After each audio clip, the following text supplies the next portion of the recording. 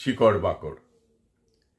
একটা বয়স ভিড়ের মধ্যে ছড়িয়ে দিত শিকড়, জড়িয়ে যেত লতায় পাতায় অধবদন প্রেম। ঘাসের মতো ফুটে উঠত কুঁড়ির যত ফুল। একটা বয়স ভিড়ের মধ্যে ছড়িয়ে দিত শিকড়। শিকড় ভালোবাসত লবণ, পাতালে হিমঘুম, নখ দখল মাটির ভিতর সূর্য কালো হিরে।